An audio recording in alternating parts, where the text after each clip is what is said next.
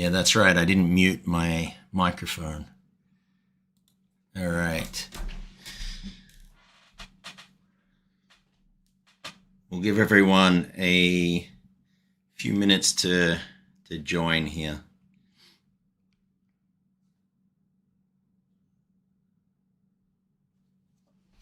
Yeah, you know what's funny about the sound of the keyboard is when I was at CES, I was talking to a content creator and she has a channel focused on keyboards. And in fact, there's people that will listen to the sound of keyboards to help them be calm and go to sleep. It was pretty interesting. Let's see here.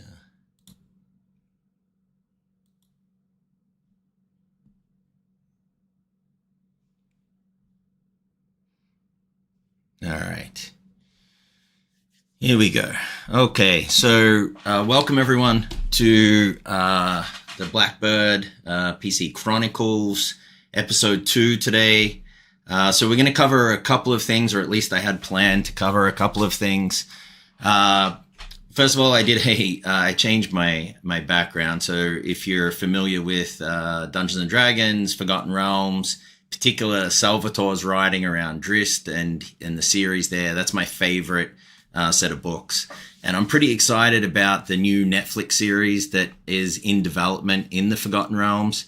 Apparently it won't have Drizzt in it, but I'm super excited about that live action Dungeons & Dragons series. So I'm a big fan of Forgotten Realms, big fan of my favorite movies, A Lord of the Rings. So that'll be pretty exciting. But not going to talk about that today on the stream. Sorry. Swallowed something the wrong way. So I'm going to talk about a couple of things. One, as you're aware, yesterday the AMD RX 9000 series was officially launched with launch pricing. So we're going to go through that. I'll give you some of my thoughts there. I also wanted to talk about 50 series pricing, get into why the AIB models are more expensive than the prices that Nvidia set and some reasons around that. Take a look at what might be going on with respect to supply, and give you my thoughts on what you can do. Hey, there's not a heck of a lot you can do at the moment other than wait. But I'll give you my thoughts on, if you're really eager, where you can buy from and cover that.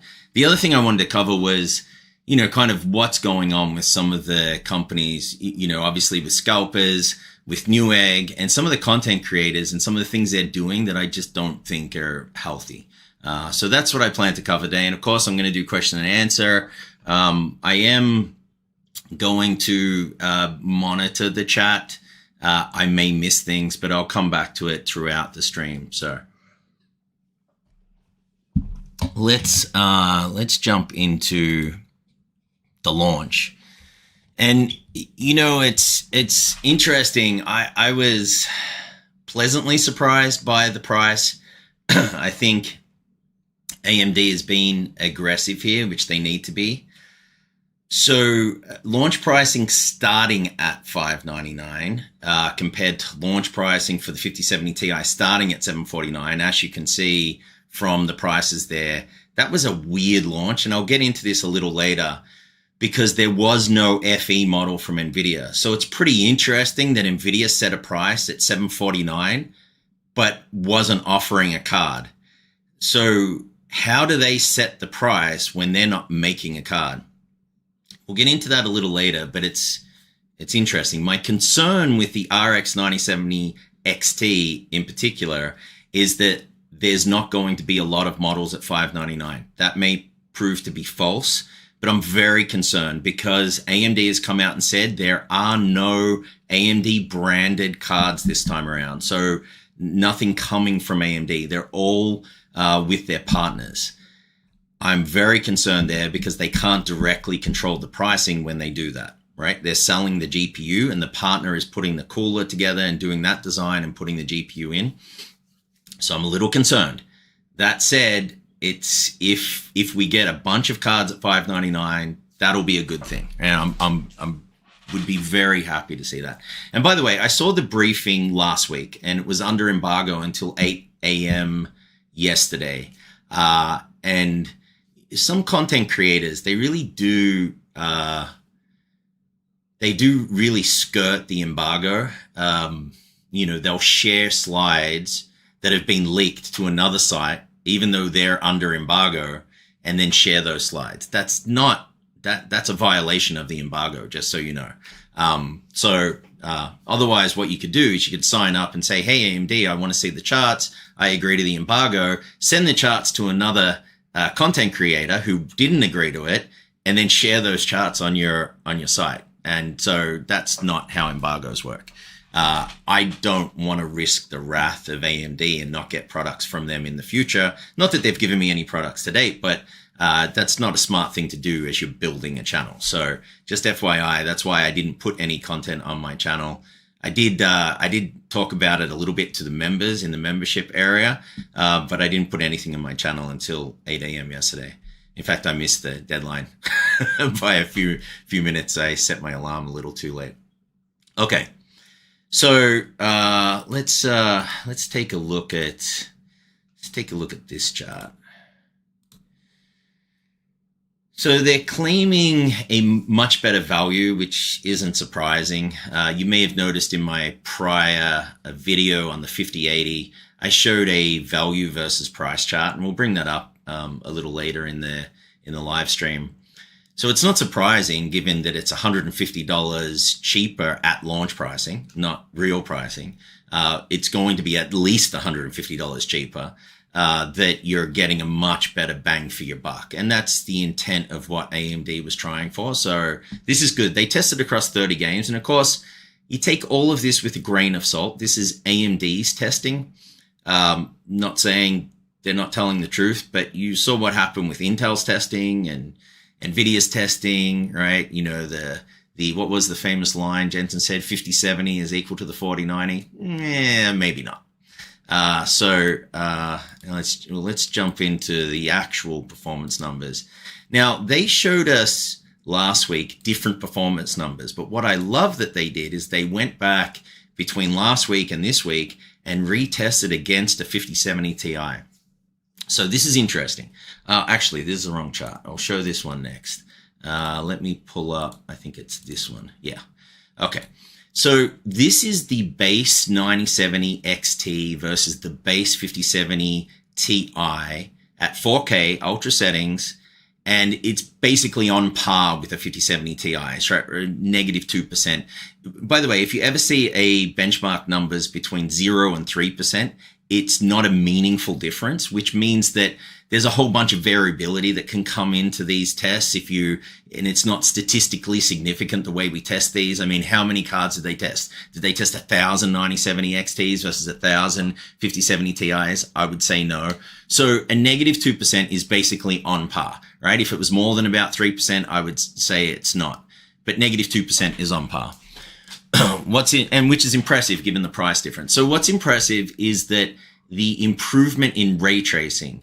One of the things AMD did come out and say is that the 9070 XT is going to be roughly the same as the 7900 XTX in terms of rasterization performance. It's going to be a little lower, but it's going to be around 10% better in ray tracing titles. And I know there's a whole bunch of feelings about ray tracing and particularly frame generation, but the reality is ray tracing is a better way of drawing graphics on screen than rasterization, which rasterization is basically small triangles, ever decreasing size of small triangles. So creating a 3D image with triangles on a 2D screen. Ray tracing is better, just objectively better way to generate 3D images. So it is the future. So the fact that AMD this generation spent so much effort improving their ray tracing performance and putting dedicated hardware there to do that is a good thing. And it gives me hope for the next generation from AMD, and hopefully they start competing at the top again.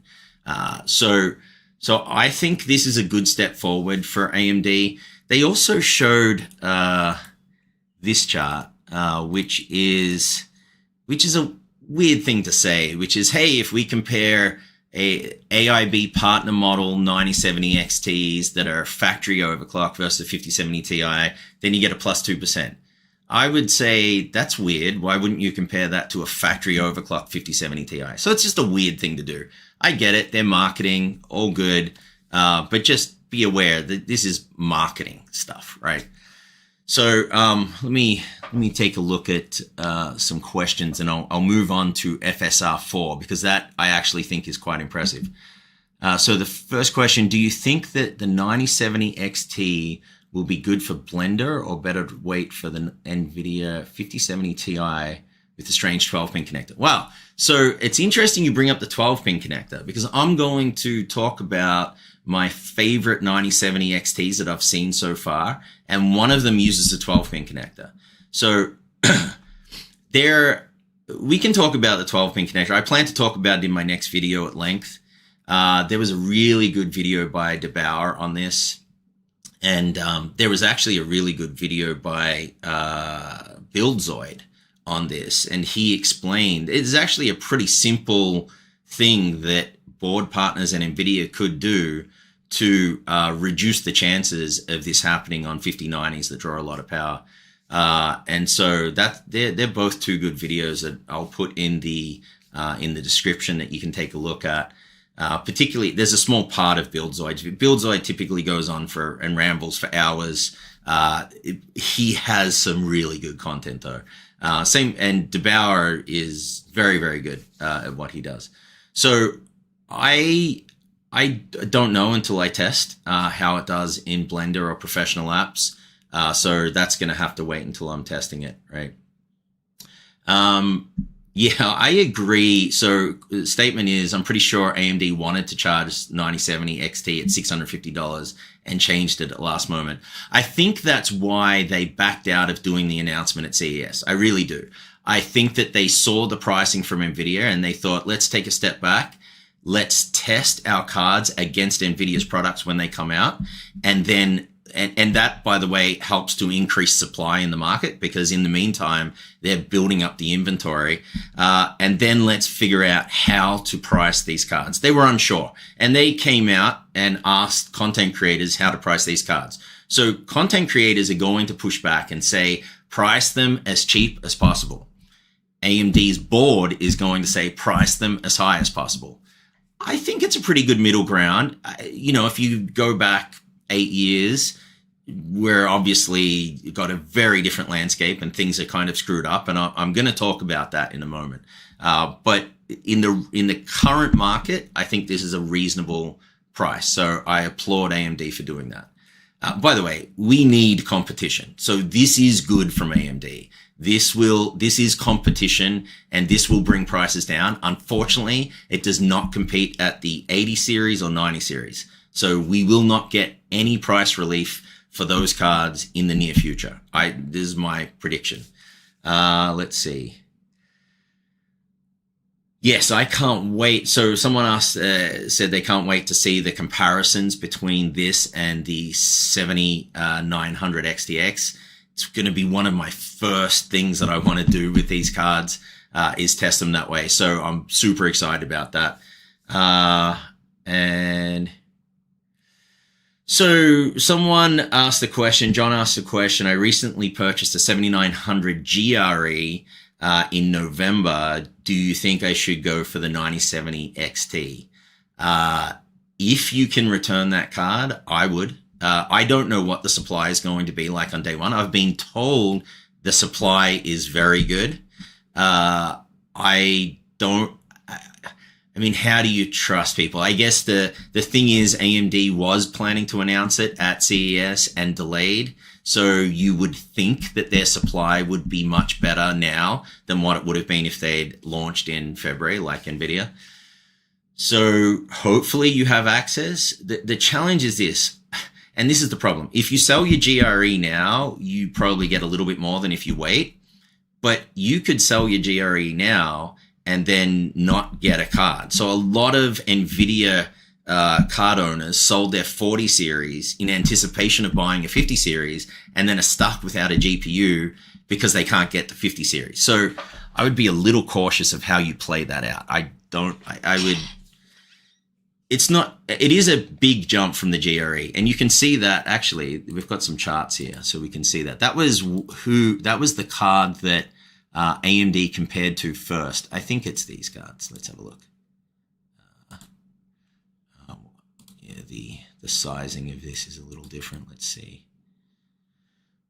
Yeah, so this is against the GRE at 1440p. And you can see that's pretty good. That's a 38% increase. So yes, I mean the 9070 XT is a much better card than the GRE. And then if you look also at there's the 4K one too. Wow, at 4K it's even higher, right? There's no real reason for AMD to lie because they're comparing to their own card here. But I still want to test it, right? You can see they get a huge benefit in improved ray tracing performance. That's one of the things that these cards, the 9000 series, is much better at. So that's a good thing. All right. Do you think the 7900 series gets FSR 4 eventually? I don't know. And that's something I've been thinking about. If there is a hardware limitation, then they might not. It would be a good thing, particularly if they're supply constrained for the 9000 series. It would be nice to give that to the 7000 series. If they're not supply constrained, I think AMD is going to try and push people to buy the 9000 series. So unfortunately, I mean, that's how businesses operate, right? So I hope it does.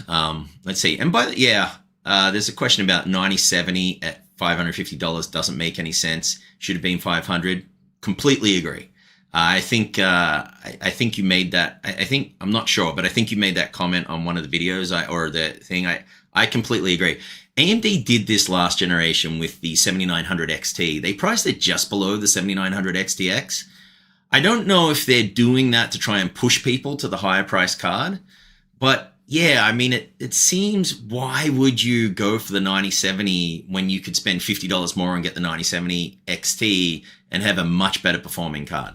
I don't know. I think that gets back to they probably wanted to be $50 higher in the market than what they ended up announcing at. So I think that's the reason why. I'm not 100% sure. And yeah, there's a statement about Cyberpunk 2077. That really is an Nvidia title, right? So it's good that AMD tested it, but it really does favor DLSS, and it is a very good Nvidia title. The same way that Call of Duty Modern Warfare 3 favors AMD. AMD always wins at that. The 7900 XTX beat the 4090 in Call of Duty Modern Warfare 3. So just, be aware of that. F1 2024 is also a title that heavily favors NVIDIA. I test both of those in my suite as well. But I try to balance that with titles that favor AMD so that you have, some kind of parity there. All right, let's see. I wanted to talk a little bit about FSR 4 as well. So let's see. Let's see. This was just a quick chart. Hey, NVIDIA, if you want to have, you have fake frames, we have fake frames too. I'm not a big fan of the term fake frames, by the way. I talked about that in the how much VRAM you need video. It's a game. All frames are fake. All frames are fake. It just comes down to there's frames that are generated by the game engine, right? And they're fake because it's a game, but they're generated by the game engine, the way the game was designed to be. And then there's frames that are generated by AI that's trained on the game engine. So the issue is really about imagine a scenario where the game engine doesn't know the frames from AI exist, And so although these happen on a very small time scale, you could potentially have issues occur where, you know, an NPC suddenly appears. But again, we're talking about such low time scales that it's not, I just don't see that being a big deal. Obviously for single player titles, it's fine. When you're in competitive titles, people don't use frame gen, and I completely understand that because it creates some kind of lag. Although with the new multi-frame gen, the lag has decreased, and you can use other features as well to improve your lag there. But it is, if you look at FSR4 and DLSS4, it does look smoother. It is amazing how good the game looks with these technologies on. And so now that AMD has it too, I can say this without getting a lot of hate from AMD fans or Nvidia fans, and I'm biasing one to the other. I just look at the image, and honestly, the image looks better. It's truly amazing. And I'll give you an example. There's one that AMD used here. It was this one. So this is in Space Marine 2. I don't really play the game, but it's kind of against the point. Native 4K is on the left. If you look at the spires, you can see that there's a bit of blur. If you look at FSR 3.1 in performance mode, you can see that it's not doing as good a job as native 4K. And then you look at FSR 4 in performance mode, not quality mode, right? So performance mode means it's rendering at, I forget, I've got the table in my recent video. It's like 1080p, I think performance mode is for 4K, something like that. But it's rendering at a much lower resolution. Look at the quality and the sharpness of that spire. It's very, very impressive. And this is off in the distance, right? So if you're playing the game, you're probably not looking there anyway. But it's very, very impressive. I was impressed by it. When I saw DLSS 4 at CES, I was super impressed by it. They had it playing in Black Myth Wukong.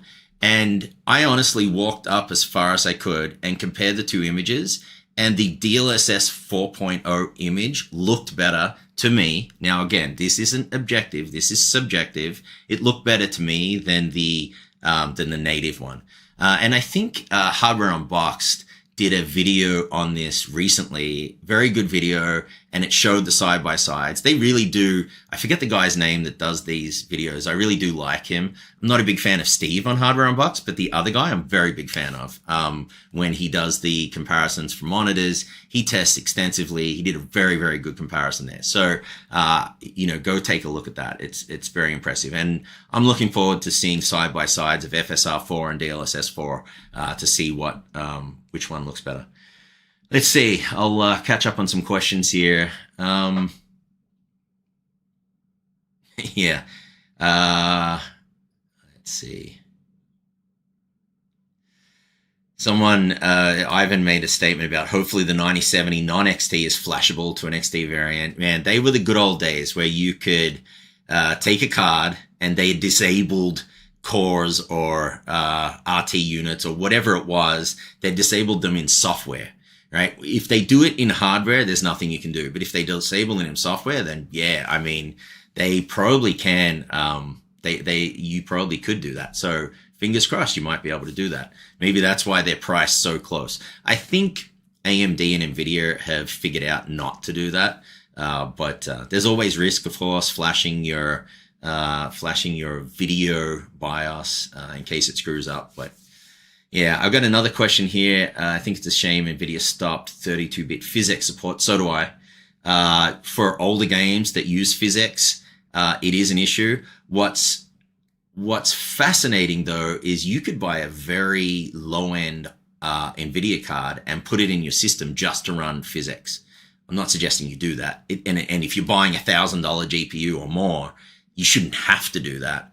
I'm sure they have their reasons for doing this, but just if you've got an old card lying around, I'm saying like low end, like 4050 or something that can run physics, you can just make that run physics. And I don't know how well that works, but that's something I might look into over the summer when things die down a little bit. I'm curious as to how well that works. Yeah, so that's my thoughts on that. Yeah, someone else said, I don't care about if they are fake frames as long as their lag is at a minimum. See, that's the way I look at things too. I don't really care. If it looks better to me, that's all I care about. If there's a lot of lag, yes, I care about that. That's an issue. I don't really play professional sporting titles. I play single player games like Baldur's Gate and XCOM and like strategy type of games. Civ, I've been playing Civ a little bit lately. That's, by the way, the latest version of Civ. I don't really like the battles, how that plays out. Anyway, another topic for another time. But that's what I tend to play, so lag really isn't an issue for me. Let's see. I like the last statement. I want to get a 9070 XT out of principle at this point. I think a lot of people feel that way, right? You really want to stick it to Nvidia some way.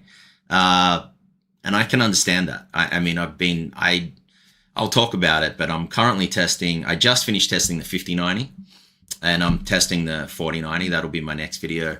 And by the way, last week I was out. It was my daughter's winter break, so we traveled, and that's one of the reasons I'm doing a live. I'll probably do another live next week, by the way, and we can talk about that later. But I'm thinking of doing a more technical focused live.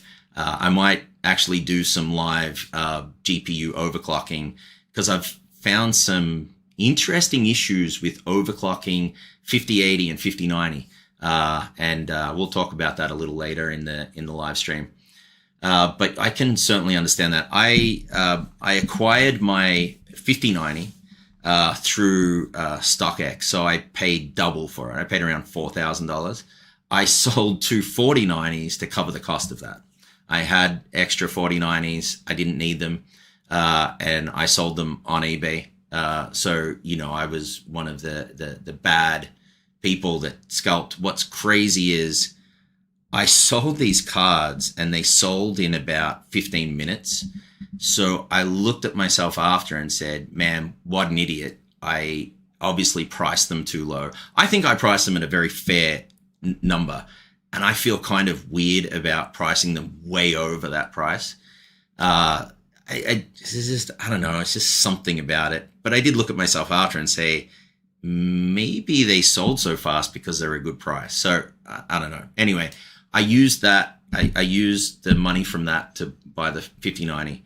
I was able to get a hold of a 5080 through Newegg. I bought it with a power supply, which the power supply was good because I can always use extra power supply. And I purchased a 5070 Ti with a monitor. I needed another monitor, so that was a good buy for me. I don't like the bundles, and I'll get into those, but if you really need the parts that the bundles are bundled with, that's good. So the 5070 Ti arrives Monday, and there's I'll show this. There's a card here behind me on this side. So that's a card that hasn't been released yet, and you can see the shape of the box. That one I may have received as a sample. So thank you to whoever sent me that as a sample.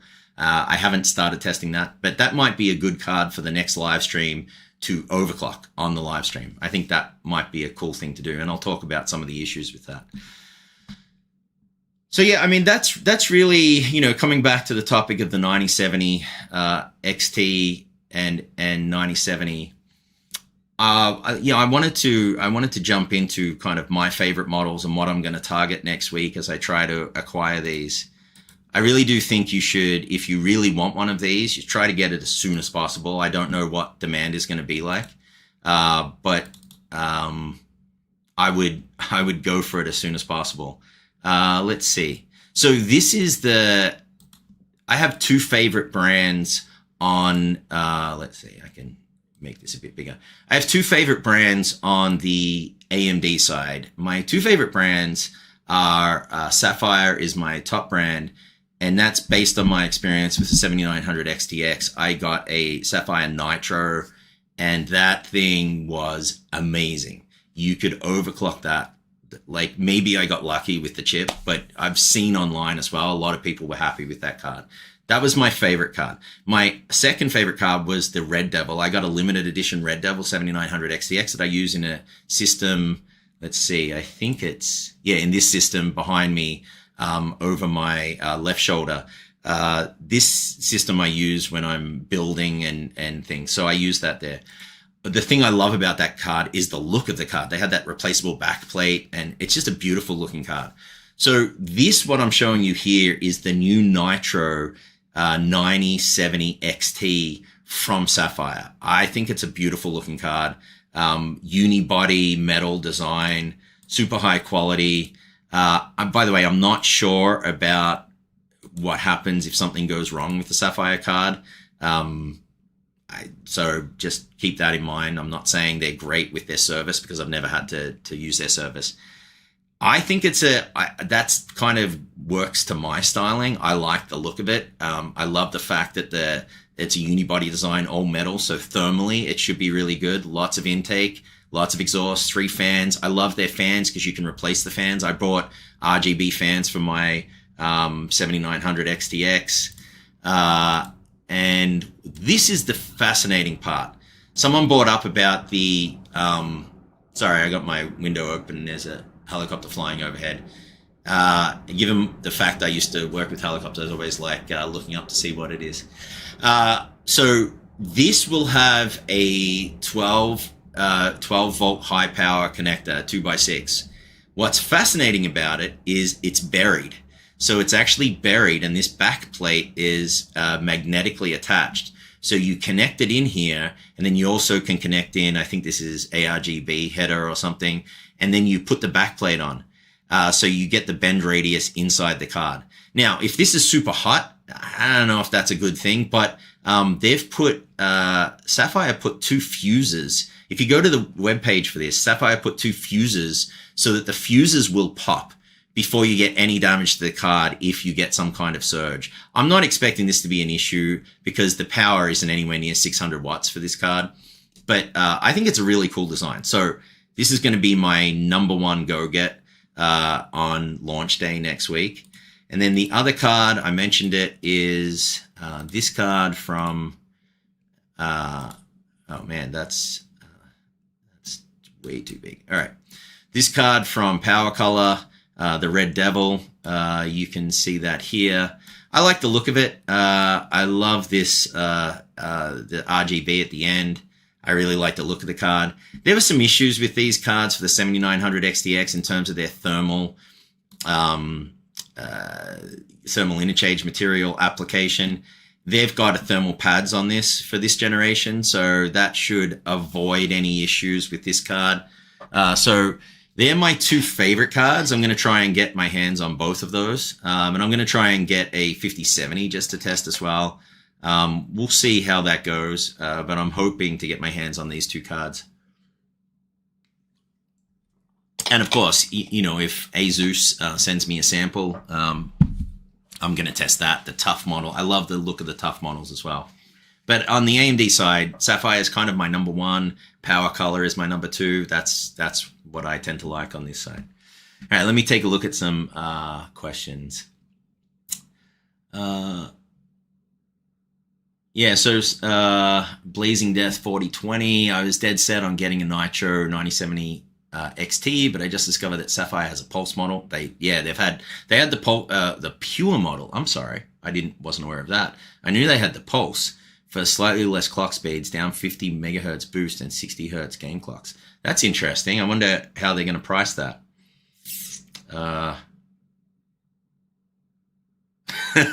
And then Halo 2 Triggered here said it's sold in 15 minutes. Those are rookie knows you can get that down to less than a minute. Just sell it to me. Yeah. So look, I did do that with my 5080 that I tested in the last video. It was from Gigabyte, a beautiful card, overclocked really well.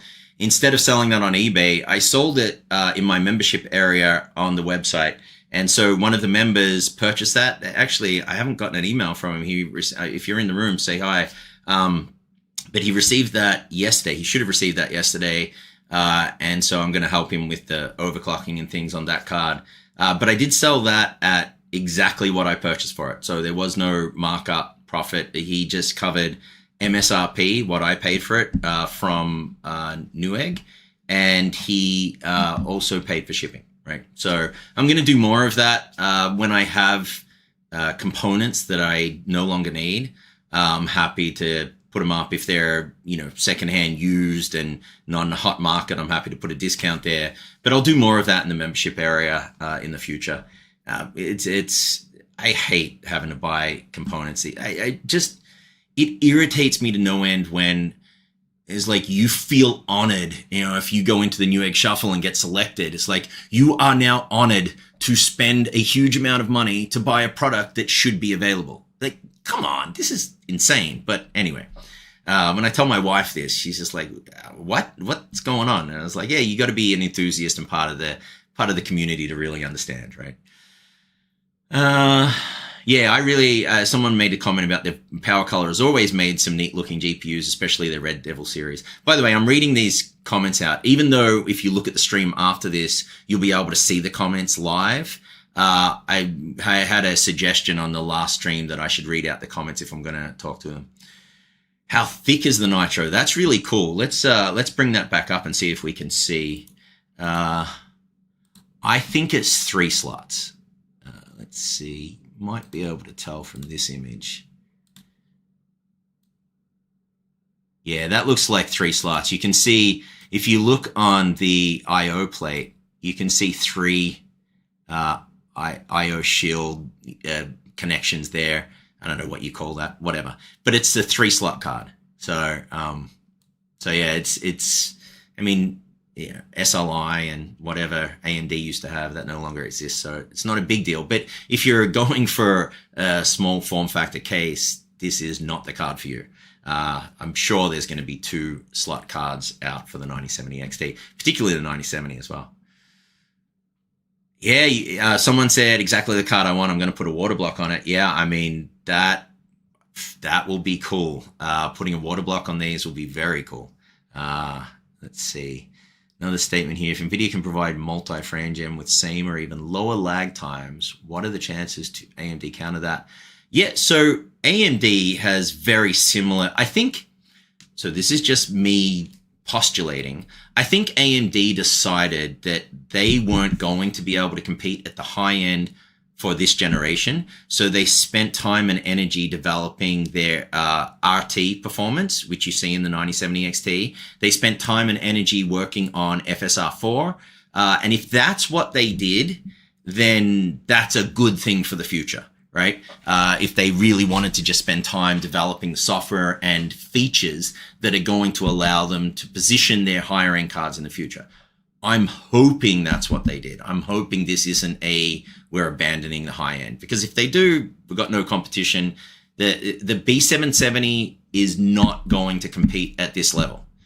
I did a prediction in my B580 video, and the prediction could be wrong. Don't get me wrong, but I think at best the B770 will compete with a 4070, and my prediction is it doesn't get anywhere close to a 4070. It's like 20% lower, which would be hugely disappointing.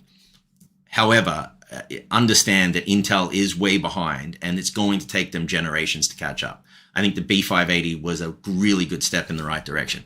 Problem is that have you tried looking for a B580? The prices are way over MSRP, and then definitely not worth it way over MSRP. It's not a good buy. I would get it at MSRP. At that point, it's a very good buy, or wait and don't get it. The best advice I can give you at the moment is wait, right? It's not a good time to buy a GPU.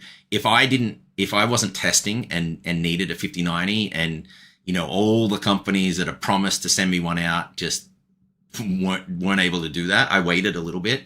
I really wanted to test it. I wouldn't have bought one. Like, it's just dumb. I mean, it's not that much faster than a 4090. And for gaming, the 80 series, in my opinion, is a much better purchase. I would tend to wait. Okay, I'm just taking a look at time. I've used up, of course. And I love this stuff, so I can talk about it all day. Not necessarily a good thing. All right, let's move on to the next topic. This is one that I wanted to talk about, and that's really the pricing for the 50 series. And, my thoughts around that. and what might be going on. So I'm gonna talk about some thoughts first around what the market looks like and why these things are the way they are. I'm not sure if you saw this, but Nvidia did their announcement to Wall Street last week, and this was what they showed. So, dates 2020 on here moves into 2021, 2022, up to the end of the last quarter. And the only two lines you really need to be looking at, and I'm red-green colorblind, so I'm going to mess up the lines, but I'm going to draw it here. This line that spikes and goes crazy at the top, and then this line that goes down. Those two lines, if you go back to the start of the chart at the at where the y-axis is, where x is equal to 0, basically, you see this is gaming at the top, and this is professional data center. Think AI when you see that line, right? Because data center really means pumping data centers full of professional cards to train algorithms, right? So that's AI.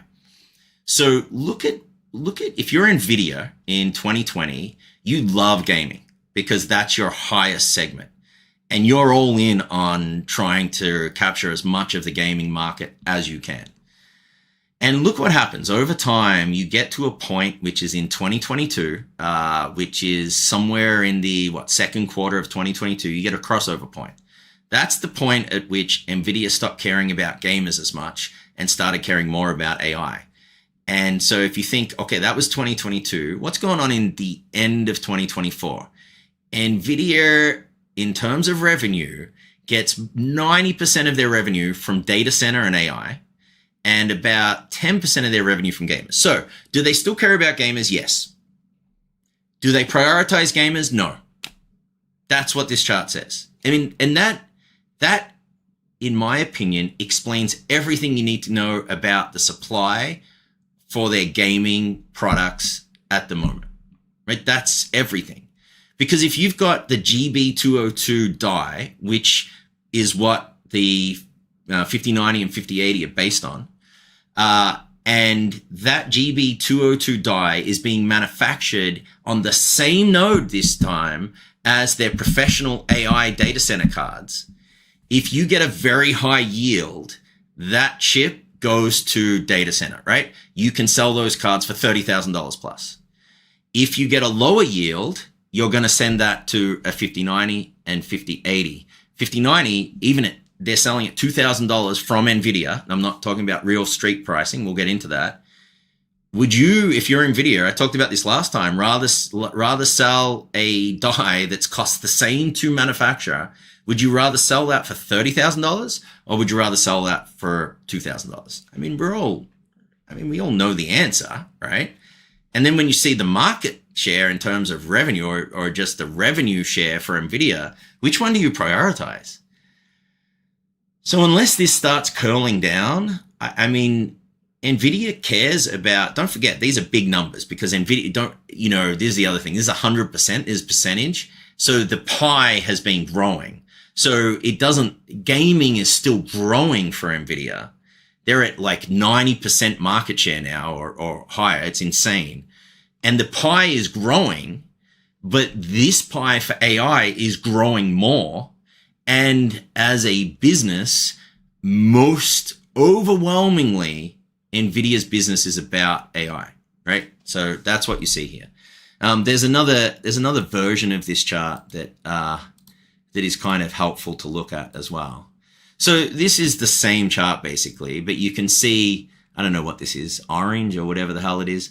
This is data center AI, and the lower part of the bar chart is gaming. So you can see gaming revenue was about equal up until this point, crossover, and then it stayed about flat as a percentage of their business. Again, pie is growing. Percentage staying flat means gaming is growing. If you're Jensen and you look at this, you're like, okay, I might prioritize AI. Gaming is still very important to me. It's just nowhere near as important as AI or data center. Now, let's see. I had another chart in here as well. Oh, this was just this was different. I don't know if this is that interesting, but it's just their actual numbers that those charts came from. So let's see, I'll adjust it here. All right, these are the actual numbers. So I'll leave this up while I take a look at some of the questions here. Let's see.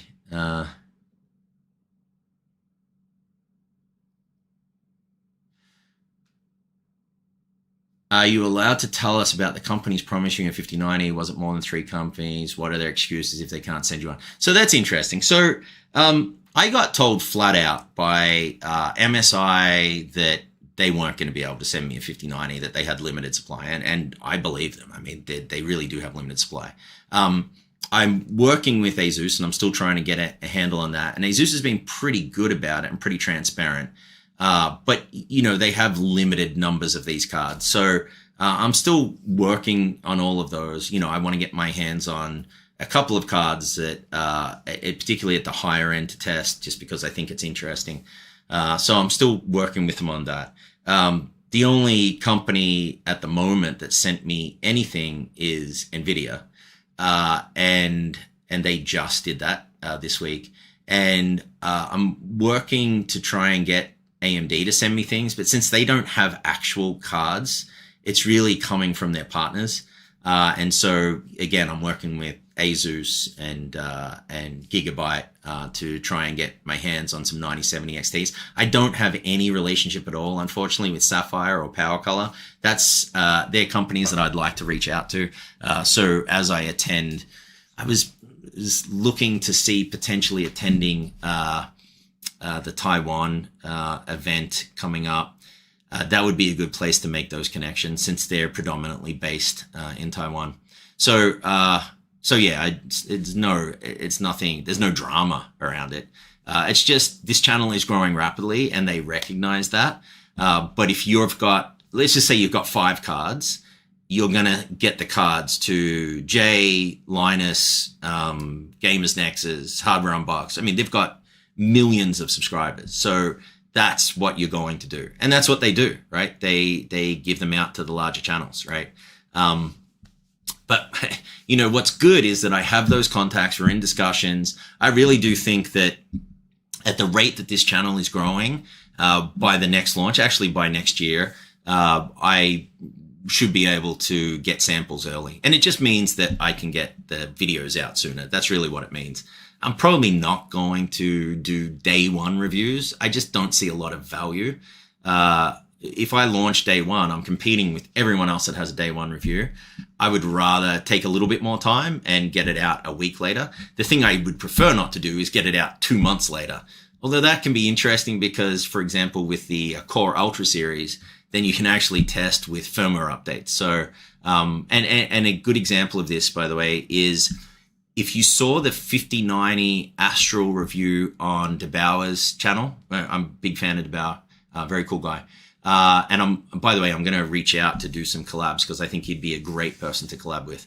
But if you saw his review, he talked about that fan on top, the 4th fan, creating a lot of noise. When I spoke with ASUS about this, they've actually released a new firmware update to resolve that issue. And so I do have a 5080 Astral that I plan to test coming up as soon as I can get time to test it. And I will be looking at that. So that'll be interesting. So I'll test it before and after the firmware update to see what impact it had on the fan. Let's see. Yeah, as someone said, I'm getting flashbacks to my days in college studying finance. Yeah, I mean, I didn't want to spend too long on this, right? But the reality is that I just wanted to share this with you because some content creators like to create a lot of drama, but when you really look at the numbers, it's very easy to understand what's going on, right? The other thing is that it was Chinese New Year, and a bunch of these cards, the manufacturing is in China still. A lot of the partners are trying to move their manufacturing to Vietnam and other places, but they haven't succeeded with that. And so I think haven't succeeded doing that on scale yet. They've got to do it slowly, right? You can't just pick up and move production out of China. And that also impacts them from a standpoint of tariffs. But I do want to talk a little bit now about something that I think is important, which is, let's see, do I have a... I could probably bring it up with, I'm just going to bring it up with this chart. So let's leave this one up. You've seen this chart before. I think this is an important chart to discuss how Nvidia sets prices and how it impacts AIB partners, add-in board partners, right? So, and this hopefully will explain why EVGA left the market, right? I think it will be obvious after this. But Jensen came out at CES and stated these prices, right? Which is fine if Nvidia is making the cards. So understand that Nvidia, when they make their Founders Edition cards, they never used to make cards, right? But they started doing that. They have access, they're their chips, right? They have access to the GPU die and the chips themselves. So they have early access. They can design their cards faster. They have full access, right?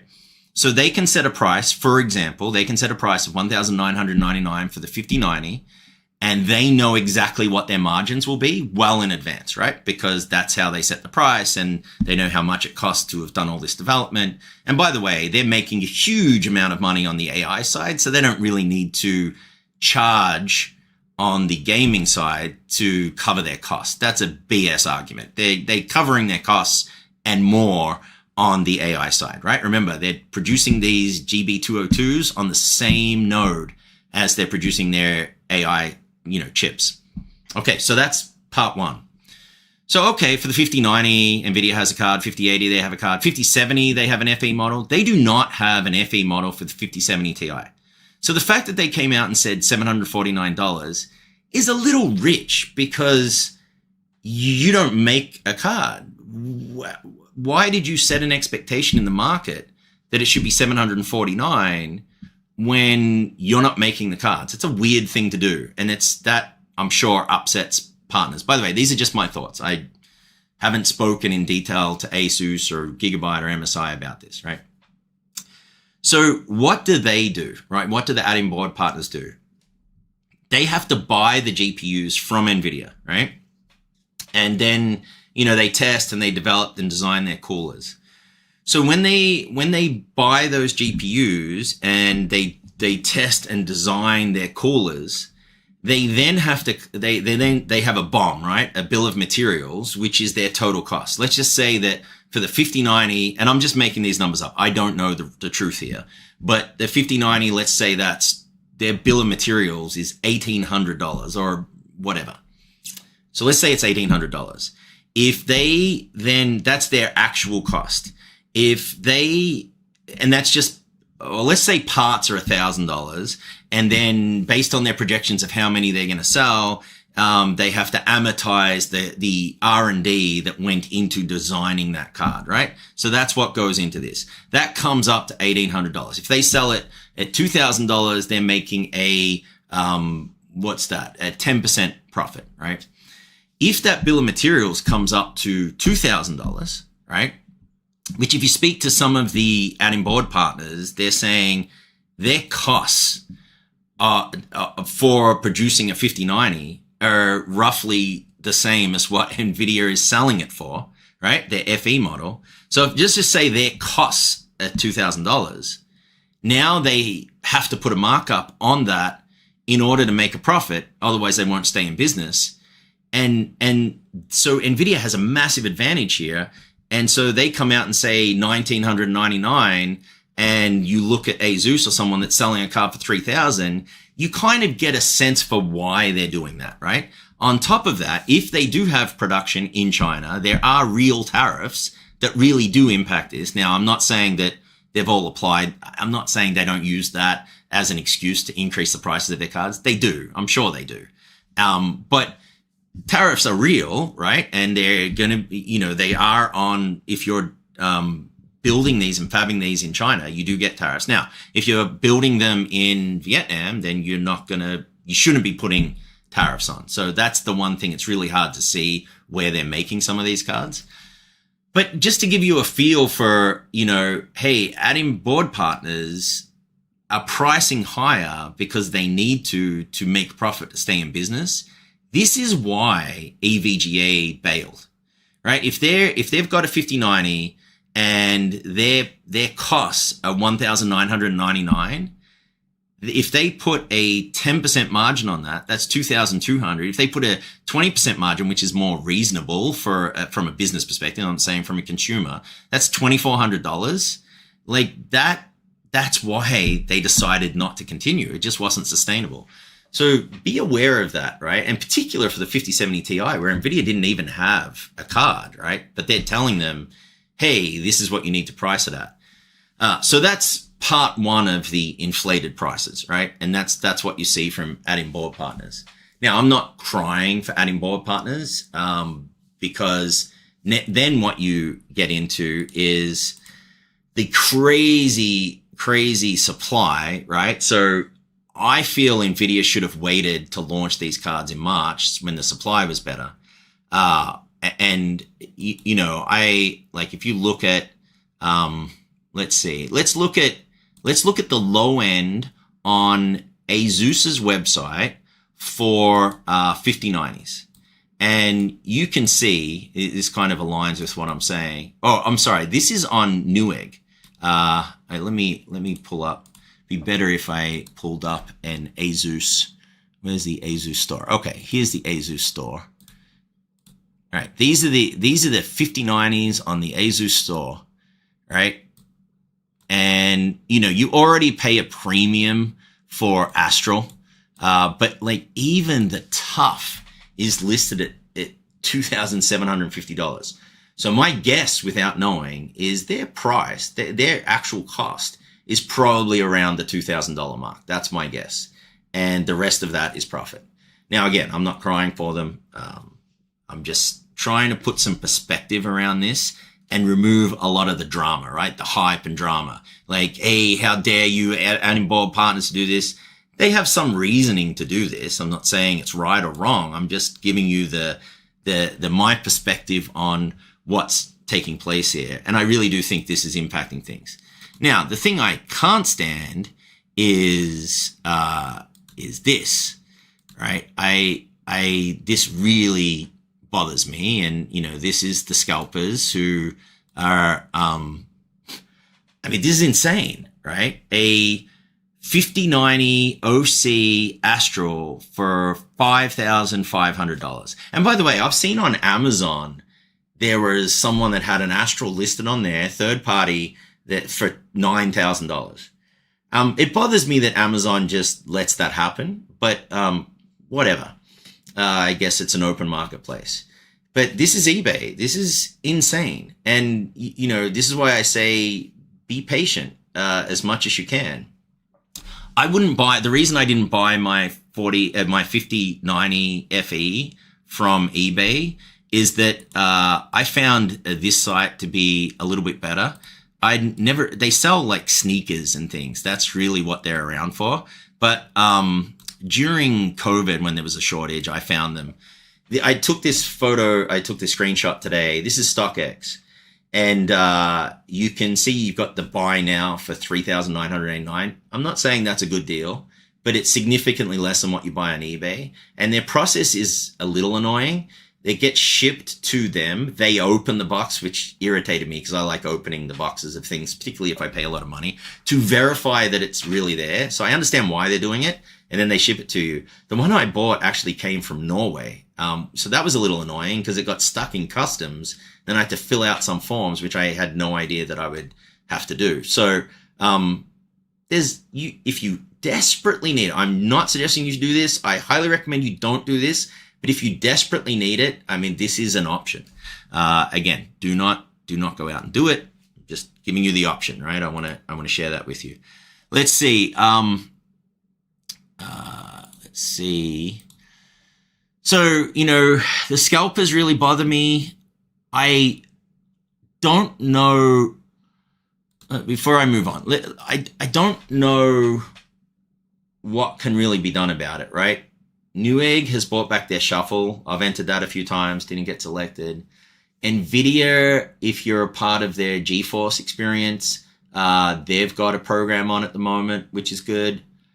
What I really think they could do is develop some software, and they've done this with mining cards, so they can definitely do it. develop some software that basically, if you buy the card, the serial number is locked to you for the first, I don't know, 2 months, 60 days, whatever it is. So if you go and buy for an Nvidia FE card and you put your information in, it is now locked to you into your account or something, your GeForce Experience account, for 60 days. Beyond that, you can sell it. If we could do something like that, which is actually not that difficult to do, and I'm sure someone will hack it and whatever, but if you could do something like that, make it a little bit more difficult, you could probably eliminate scalping on these cards. But here's the thing. What's the incentive for Nvidia or Newegg or others to do that? I don't think they really care. I generally don't. I mean, look, they're making so much money in AI. I don't think they lose an ounce of sleep on the fact that us as enthusiasts and gamers can't get access to these cards. They love the FOMO that's created. They love the fact that we have to go out of our way. They don't care that we're spending more. I mean, I just don't think they care so much. We need more competition. That's the other big thing here. Competition and supply, but competition would help bring down prices. This is one of the things that I really rubbed me the wrong way. And I've had some experiences with Newegg that haven't been positive. This really, really bothered me. I mean, Newegg shouldn't be allowed to do this. By the way, these bundles sold out instantly. They're creating bundles of, I want to say garbage, but some of this stuff is actually useful. If you want to build a system, right? Like the monitor is a good quality monitor. The motherboard is a good quality motherboard. The power supply is all right. I don't know why anyone needs this Wi-Fi router that looks like some kind of monster from Aliens. The keyboard and mouse are okay, but they shouldn't be allowed to do this. This is, in my opinion, wrong, right? They should have to agree to sell these cards without bundling with a load of crap. And they've done this a lot, right? They've bundled it with things. I don't like that. They can't sell power supplies, so they bundle stuff with power supplies. I think they should be restricted on doing bundles for the first 2 months of launch or 1 month of launch or something like that. So I don't like this. I really don't like that Newegg did this. So that's why I called them scumbags for doing this. I don't think that's a cool thing to do. All right, let me, after saying that, let me just take a look at some of these questions and see if I can answer some of them. All right. Despite all the hate Nvidia gets, these charts make total sense. Yeah, when I showed the business charts, yep, maybe the PR value of focusing on gamers was made more. Yeah, when their revenue depended on it, but now it makes little to no difference. Absolutely, you nailed it. That's exactly what's going on, right? It's not that they know where they came from. They know they were built on gaming. But there's a reality, and you looked at that. If you looked at that trend, I mean, it's insane. AI is exploding. And by the way, there's a lot of people. I don't know if you're familiar with my career. My first video on my channel, it's not super high quality video. That was my first video on YouTube.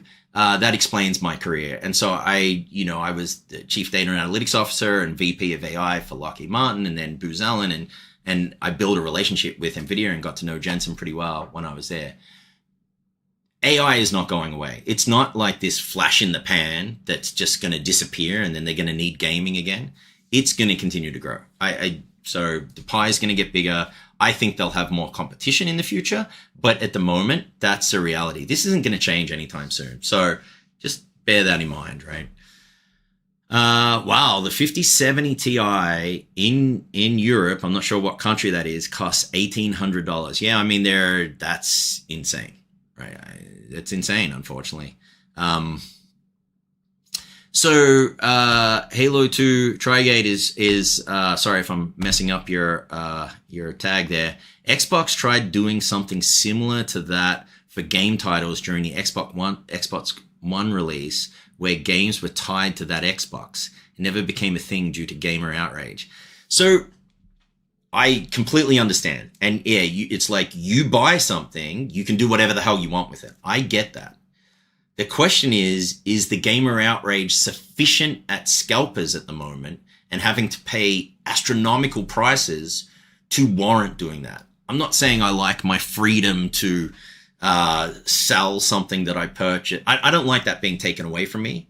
But I'll be honest, I would rather, the thing that irritates me is when Micro Center employees, they're clearly taking product off the shelf, hiding it, and then selling it. I caught someone during, in Micro Center in one of the New York locations, I caught someone doing this, selling on eBay, and I reached out to them and said, hey, I was so pissed off, right? It was during COVID, couldn't get GPUs, and they were selling 8 4090s, Strix 4090s, and it was pissing me off.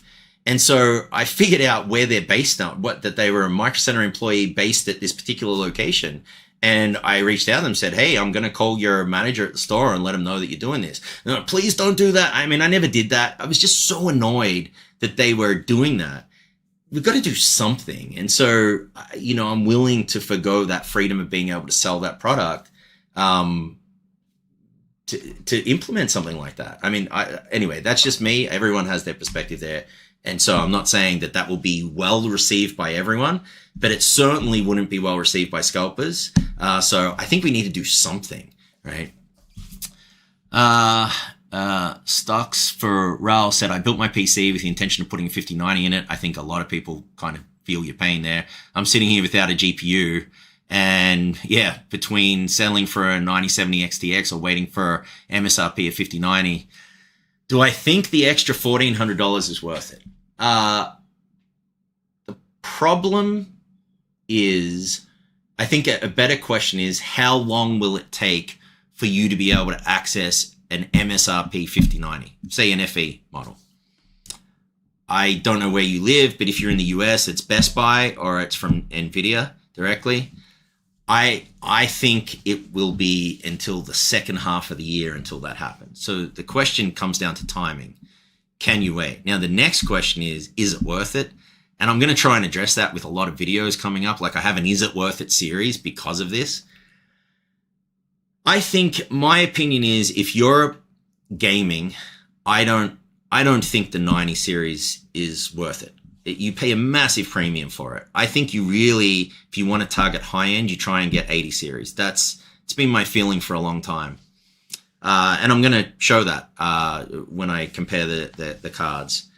I just don't see the value, right? And I'll show you. I wanted to bring up this now when I talk about value. Where did I? Yeah. So I did this I produced this chart for the last video that I did on the 5080. And, because the reason I produced this chart was it's really hard when you do a value comparison and you're comparing. I get a lot of pushback when I compare launch prices. All of these cards, by the way, launched at $999. Okay. So that's the circle there. And this is value, which is essentially FPS per dollar times 100, right? Now, the reason it's times 100, otherwise you're going to have decimal places here and it just looks bad. So FPS per US dollar times 100 is the y-axis. I call that value. And then on the x-axis is price. And I think I'm going to start adding these to all of my decks. I'm going to blow it up here for you to see, right? So what's interesting here is that if you look at the $1,000 price point that they all launch at, yep, hey, 5080 provides better value. But now if you say, okay, if the 5080 is $1,400 or above, you're down to here. If you draw a straight line, which is constant value, you would see that in order for, if you're an equivalent 7900 XTX, and this is just the reference model, right, is the same value at a price point of around $1,100. So an equivalent XTX is $1,100 to a $1,400 5080. And by the way, you saw those prices. Those 5080 prices were way above $1,400. So now you say, okay, well, I can get a 7900 XTX for, I don't know, around $900. So now the value is up at around 11, right? to have an equivalent value for a 5080, you're looking at a price point of around $1,050. That's how out of whack this market is. And yes, you can overclock these cards. You can get a bit more out of a 5080. It's a very, very good overclocker based on my experience. So this whole curve can move up a little. But I want to start producing these for every video that I make when I do value, because in the future, in 2 months' time, 3 months' time, you can come in and say, okay, I'm trying to make a decision. What should I buy between these cards that I happen to have looked at in the video? And you can kind of see the value and help you make a decision. Clearly, if you're looking at $2,000 for a 5080, it makes no sense. Get a 4080 Super or 7900 XTX, even a scalped version of those. The problem, of course, is that the 4080 Super, you just can't get them anywhere. And the 7900 XTXs, I don't know if AMD is continuing to make those. I don't know. I don't know if they're still in production or not. So that becomes the issue, right? And I'm going to create versions of this to put the 5070 Ti on and 5080, 5090, 4090. I'll do that. And maybe what I'll do is I'll put them all on one chart and try and show that, but then that'll be very messy. But it's interesting. I think I can play around with this. I think it's an interesting way to look at value. Let's see. Tufan, I bought a 5080 for $2K US dollars with taxes. Now Scalpers selling here as well, about 2,360-ish. Yeah, and still hasn't arrived yet. Yet waiting on stock. The stock for the 5080 I heard should be there should be a lot more cards coming in March. Now that it's March the 1st. I appreciate the comment there from Stocks for saying thanks for what you do. I appreciate that. I really look. I'm a content creator. I'm not making a lot of money out of this, at least at the moment. So I do appreciate the positive comments on the videos. It really is cool. So I appreciate that. I get a lot of the negative comments too. And that's fine. Everyone's entitled to their opinion. I do negative comments on people's videos sometimes, but I'm way more, it's funny, before I became a content creator, I think I was a bit of an a-hole sometimes to some content creators. And now it's kind of like karma coming back. And so I certainly have changed my tune a little. That being said, I still give Jay and others a hard time. And I got some feedback on the channel about, I try to avoid drama on the channel. That's why I don't make any drama videos. To me, this one, I'll give you an example, of one that was, interesting to me. So there's a couple of things that were interesting. Then I'll go back to question and answer. I'm not a little bit over time, but, I looked at, I just pulled up, GN. By the way, I like GN. I think that he tests in a very robust way. You saw in my comments last time that, I have my own issues there, particularly with the drama with Linus, but I really do like it. I mean, the way he does, he did this fan testing video, which was very cool. I really like that stuff, right? I prefer DeBauer because I think his approach is a little bit better, but Steve has a good approach. But look at when you look at the videos, these are videos in order of his most recent video. Well, maybe it's not the most recent, but I snapshotted this morning. Very, very drama focused, and he gets massive clicks from it. AMD, don't screw this up. By the way, I feel the same way. I didn't want him to screw it up.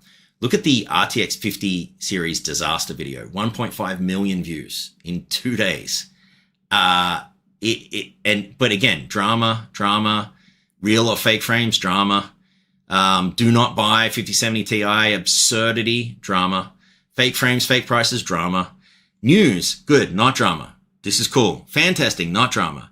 I don't like content creators heading down the drama path, but the reality is you get rewarded for it. So I'm going to try and avoid it as much as possible. I will snipe at these guys when they do it, right? I can't help myself. So from time to time, I'll do a post because I'm frustrated. For example, on Steve, the thing I'm frustrated about is, I'll show you in particular. He gets let's see, I'll show you. he gets an exclusive to go, and he calls an incredible Nvidia RTX 5090 Founders Edition, liquid metal. Great video. Dug into the cooler. Great. He gets an exclusive with Nvidia and then bashes the hell out of them. And I'm not saying it's not warranted. It is warranted, right? I'm sure there's with the missing ROPs and the power cable and all of these things, they're legitimate problems. And it's good that he's reporting on them. But, you know, there's a little bit of like, hey, kind of, you know, biting the hand that feeds you there. And he did get samples from Nvidia and he tested samples. And that's where I like when he calls others out on ethical problems, I have a problem with that. Because you're not quite as ethical as you may seem. You're taking samples, getting exclusives, and then attacking. So I just don't like that. It makes me feel uncomfortable, right? So I'll address them from time to time, but you won't see me doing video content that's drama focused. I try to avoid that as much as possible, right? So I know it's an easy path to clicks, but you know, I'm not planning to do that. I also had, and someone asked me, why did I have Jay's face on my, like thumbnail for this live stream? And it's this, right? Where is it? It's, this video. All right. So this is the reason that I ain't called it. And I call it a swindler. Again, I actually like Jay. I think he's a very entertaining person. I love it when he does water cooling stuff. I love it when he does, he does builds, like custom builds. He does like, and he creates damage in the case and he does that. He hasn't done a lot of that lately. I really do like it when he does that. So I still watch the channel. I watch Steve. I definitely watch Steve. I think his quality of his technical stuff is very good. This one bothered me because, Jay claimed that he borrowed this GPU from a friend that camped out at Micro Center. I confirmed with ASUS that ASUS didn't release the Astral LC to retail on day one. So either Jay is making that up, and one of the reasons I think he might have is that there was a lot of blowback on content creators testing high-end cards that none of us peons could get access to. But it's just strange. Look. And I'm not 100% sure. I'm 99% sure because I asked ASUS. Maybe they were wrong. But this isn't a good look, right? Lying about something. It's just weird. So anyway, that's why I had Jay's face on there, just to explain that. Okay, so I'll do some questions and answers. Let's see. Is there anything else I wanted to cover? I covered the top cards. I covered launch pricing. I covered the Nvidia market. Oh, one thing I did want to bring up, and I'll bring this up quickly, and this kind of gets into the next live stream. I won't likely have a video ready next week, so I'll do another live stream, but I want to make it technical. I can do these live streams all day because I just love this stuff and I love digging into things. I did, this was in my recent 5080 video. If you haven't seen it, take a look. I overclocked the 4080 Super 7900 XTX and the 5080. 5080 was a beast in overclocking. I mean, to the point that I was sliding the memory controller to the limit and it wasn't crashing. It wasn't artifacting, wasn't crashing. The performance kept increasing. You can get to a point where the performance is diminishing returns. It was amazing. And as you can see, and this is testing, 3D Mark benchmarks, it was double the overclocking performance of a 4080 Super. So a lot of headroom, right? Thermals were great. It was amazing. So I want to talk about one issue I've come across though, but perhaps next live stream next week, I might do a GPU overclocking guide. I've got one on the channel, but I might do it live. I think that would be interesting. So let me know if you'd be interested in that. So the interesting thing, and I reached out to Nvidia about this, I noticed it on this 5080 and I noticed it on the 5090. I was doing the overclocking yesterday on the 5090 FE and I got a strange hysteresis effect. And the hysteresis effect simply means that I would overclock, and the point of overclocking is you want to push it to find the limit. Once you find the limit, you back off a little. So when you find the limit, the application, hopefully you don't blue screen, but you get kind of smaller and smaller increments as you approach the limit.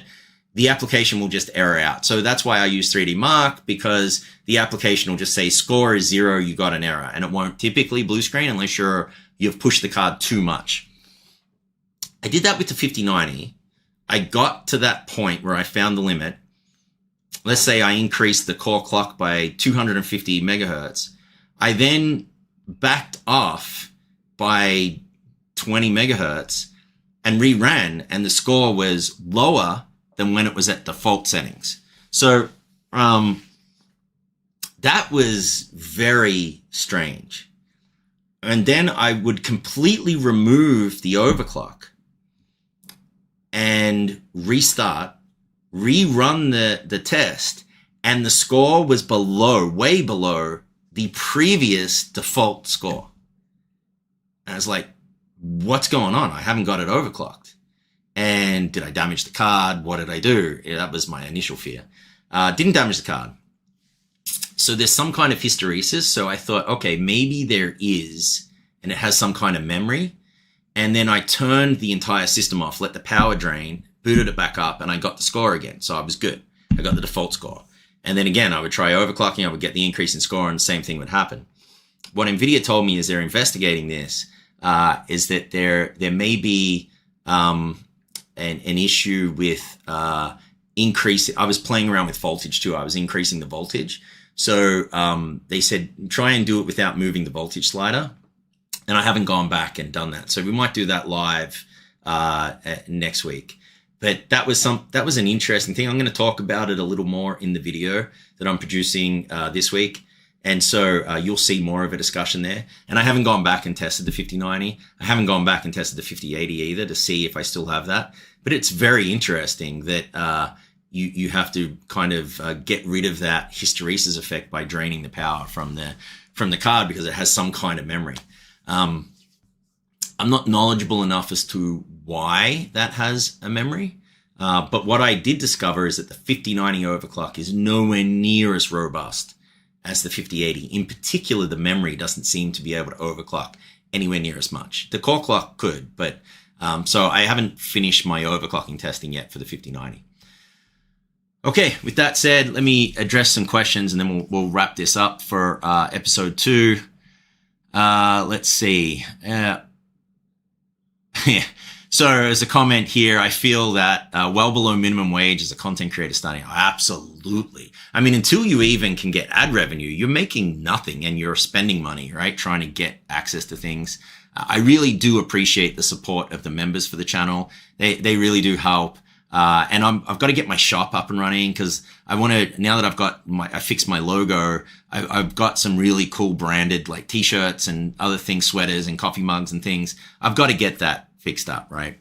I appreciate the comment. This channel is the most unbiased I've seen. Truth must be told. If other channels try to scum you, you know, there is always going to be bias. I do try my best not to bring bias into the results. It does work against me. I got a lot of hate on the 5080 video because I came out and said that it was actually a good performing card. That's the truth. I know it's way overpriced and that sucks, but the card itself is a very good gaming card. That's just the truth. And I could pander to AMD fans by not saying that, and I think some channels do, and I could probably increase my subscription more by doing that. I'm not going to do that. Listen, when I tell you that I think like the 9700X is a really good chip, that's the truth. I love that chip. When I tell you that a card sucks, it's because it sucks, right? Based on my testing. And when I do find something that sucks, I really do try and make it work. So my goal when I set out to test a component, let's say it's the new 9700 XT. My goal is I'm now an AMD fan and I want to try and push that card and make it perform as good as humanly possible. That's my goal. And when I test a 5080, I'm now an Nvidia fan and I want to go out and try and push that card and see what it can do. That's what I try and do, right? And what I don't do is take a 5080, overclock it, and compare it to a non-overclocked 7900 XTX. Or vice versa, right? It just doesn't make sense. If you're going to do them all at stock, do it at stock. If you're going to do them all overclocked, do them overclocked, right? And then compare without bias as much as possible. There's always going to be some bias. For example, when you're comparing systems, sometimes you'll have a motherboard that's a slightly better quality motherboard than the other. I try and be as consistent as possible with that too. And thermal interface material, I use the thermal pads from Thermal Grizzly. I really like those. Just if I'm switching out CPUs, oh my God, has that saved me so much time in cleaning up the thermal paste. And I always put too much thermal paste on. So that's helped me a lot as well. So no, I appreciate that comment. Let's see. Yes, Kelly, Steve did create a second channel for the drama bits, and I think that was driven by blowback from his Honey video, right? On Honey. So I do think that was a smart move. He lost. I was watching his channel. He lost a lot of subscribers when he took that snipe at Linus. So I think that's what drove him to make the second channel, which is a good thing. There's still a bit of drama in there. You can't avoid it sometimes, right? I mean, I get it. But I'm seeing the community push back at both Steve and Linus for this drama. I've seen them push back. So I don't want to be part of that, right? The upside doesn't kind of, I just don't enjoy it either, right? So, let's see. For a brand new PC that I'll play competitive multiplayer at 1080p and RPGs at 1440p, do you think the 9070 XT and the 9700X is the best route to go as of now? That's a good question.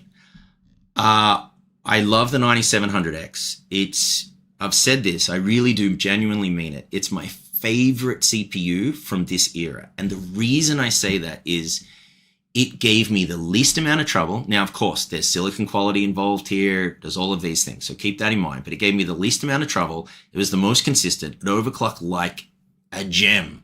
And it was because, AMD configured it really poorly. So I got that. They screwed up their configuration of it. But I love that CPU. Yes, I would. I'm going, by the way, I just got a 9600X. I'm going to test that too. I'm going to do a video saying, do you really need a 9700X or 9800 X3D, or is a 9600X good enough? So I'm going to try and overclock that as much as I can. So stay tuned for that. For your graphics card, I think the 9070 XT would be a phenomenal card for what you're doing. It might be overkill. You could probably get away with the 9070. This just comes down to, I don't know what the actual pricing is going to be. So I would look at the actual pricing. But if you're playing multiplayer at 1080p and you're doing RPGs at 1440p, assuming if you've got a high refresh rate monitor, these are all considerations. And also the graphical settings. I assume RPGs, you want max graphical settings. For multiplayer competitive titles, you want lower graphic settings. You could probably get away with the 9070. 9070 XT would more than, it's a 4K targeted gaming card, right? So it'll handle 1440p really well. If you got a high refresh rate 1440p monitor like 240 hertz or something, then the XT would be a good card for that. Let's see. I've used the 2070 about 6 years. It was about $250 to $300 US for, man, the good old days. Upgraded my entire build. Hopefully the 5080 will be enough for 6 years. Yeah, I hope so. And by the way, I did check my 5090 to make sure that it had the full ROP count. The next video, I'm going to show you how to do that in detail. There's videos out there that show you how to do that. You can just use a bunch of free programs to check that. Let's see. All right, so here's a statement or a question. A lot of people, I'm doing this live, right? So a lot of people are still on 8GB GPUs, including myself. For a lot of us, it's enough as we play old games or don't want to upgrade monitors, etc. So we stick to 1080p. Yeah, and I showed in my how much VRAM is enough video. I'm not sure if that was the exact title, but I compared a 4060 Ti with 8GB of VRAM to a 4060 Ti with 16. The exact same graphics cards, right? And I showed that you can still get by with 8GB. In fact, you can get by at higher resolutions with 8GB if you use upscaling, right? So yeah, you can do that. You don't have to use, by the way, you don't have to turn on frame gen. You can just use upscaling, and all upscaling will do is render at a lower resolution. And given that older cards, I'm not sure what era it goes back to. I'm not sure if it's the the 10 series. But given that older cards, I know at least the 40 series now has access to DLSS 4, that's a good thing, and it breathes new life into those cards. That's a good question. Who is the person which should get a 16 gigabyte GPU and who should get more than 16 gigabytes? I think, to me, the obvious thing is you should get more than 16 gigabytes if you're using your card for professional workloads like training algorithms. Training algorithms, AI, uses VRAM. Like, it eats up VRAM. In fact, it eats up multiple cards. So you can buy multiple cards. I don't think it's necessary to get more than 16 gigabytes if you're gaming. And I showed in my last video, there's a new technology that Nvidia just launched. I can't remember the name of it. Neural something, texture mapping. It shrunk the texture maps in games significantly. So the VRAM requirements went down. It's that kind of technology that I think will help GPU owners in the future. All right.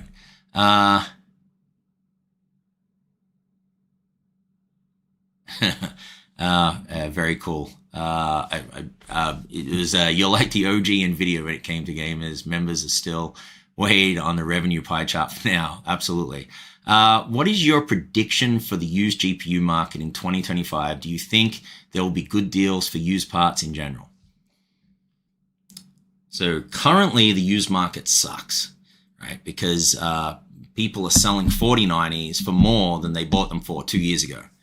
So not good at the moment. Will it get better? Absolutely. I think in the second half of the year, you'll see the used market. I think the value of 40 series cards will drop significantly in the second half of the year once supply for the 50 series really is, once they're widely available and you can get them at lower prices. So it's a weird time because now's a good time to sell 40 series cards. But if you can't buy a 50 series card and you're stuck without a GPU, that's not a good answer. And then if you wait until they're widely available, the value of the 40 series will go down. So it is a weird time. Again, if you can wait. I know it's not a great answer and it sucks, but anyway. Let's see. I just built a B580, cool card, with a 7600X system for a friend, runs really well. Yeah, you got a good curve offset. That's good. 5 pins. Yeah, it's a nice setup. The B580 I was very impressed with. Now, of course, this overhead issue, I think, was blown out of proportion. It is an issue. That's why I tested with, I forget what I tested with, a 12600, I think. It's an issue if you don't, because it's only, it has 8 PCIe lanes. It's an issue if you go back to PCIe 3, because then you're restricted to PCIe 3 8 lanes, which is equivalent to PCIe 2 16 lanes. So it becomes an issue. But I mean, if you've got a CPU in the last, 8-10 years, you're probably going to have PCIe 4. Just be aware if you don't, right? Which is faster, the 7900 XT or the 9070 XT? The 9070 XT. It should be faster based on the data that I've seen from Nvidia, right? Appreciate the comment, Andrew, about loving the channel. I appreciate you. I appreciate all of the subscribers that join and were part of this live stream today. And I appreciate all of my members greatly. And I'm working to enhance the value in the membership area. So I'm going to be doing more detailed memory guides of how to optimize the sub timings. That's something that is very difficult to make a video on. If you've watched Buildzoid, they're incredibly boring videos. They're really hard to sit through. So I think it's better to show just the data and say, here's some settings for this setup. Here's some settings for if you've got this kind of motherboard. So I'm going to do more of that in the future. Currently in there's one for my AM5 test setup, which is a X870E Hero plus a 9800 X3D plus DDR5 8000 RAM. I've since switched to I've now got in at DDR5 6000 CL26 RAM, which is brand new RAM that's just come out. But just bear that in mind. That's going to be in there as well. Let's see if I have anything else before I wrap up. I know it's 1:30, so I should probably wrap this up. Let's see. Yeah, it's deciding a question, trying to decide if I want to get a 9070 XT on launch or trying to get a deal on the 7900 XTX. that's a tough one, right? If you can get a good deal on the 7900 XTX, that might be attractive. But I would, at this point, I would wait a week to see how the 9700 and 9070 XT, it's hard to keep up with the names, compares with 7900 XTX. Like, I would wait to see how it compares, right? So anyway, it's going to be interesting. But thank you all for joining me today. I really do appreciate it. Like I said, I want to do more of these. Next week, I think a technical live stream would be interesting, and I'd like to do these. I'm going to probably do those just in the membership area in the future. I think that's how I want to give back to the members that sign up. But for next week, it's going to be open to everyone. And I think, and, you know, during the week, send me, you know, comments. I'm going to post it.